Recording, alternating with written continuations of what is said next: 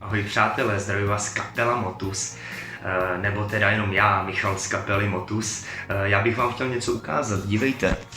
Já si tady momentálně dělám přípravy na natáčení nového CD, které začínáme točit 18. září. No a taky bych vás chtěl o něco poprosit. Vy už si nyní můžete toto CD zakoupit, případně si můžete zakoupit vstupenku na křest, který se uskuteční 1. června 2024. No a tímto můžete podpořit to celé natáčení. Jak to uděláte? Je to naprosto jednoduché. Když si rozkliknete odkaz na donio.cz, dostanete se na úvodní stránku projektu s názvem Album fajně, když kapely Motus.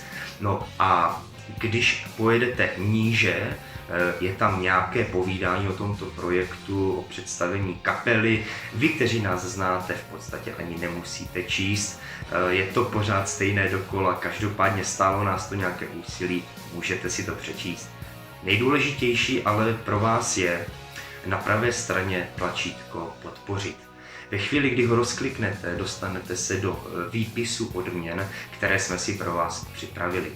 Tyto odměny mají nějaký svůj popisek, který si přečtěte, ať víte, o co se jedná, co byste případně za to dostali.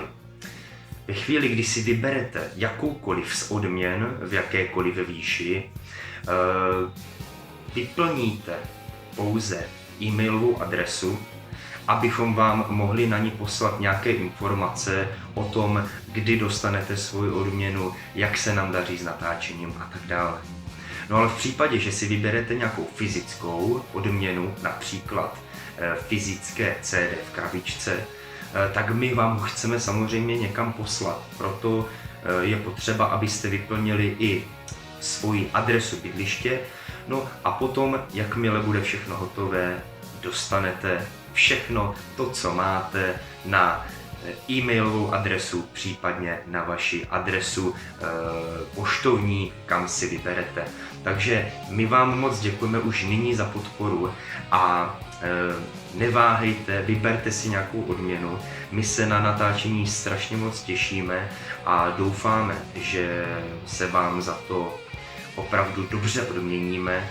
Takže děkujeme a mějte se pěkně. Ahoj.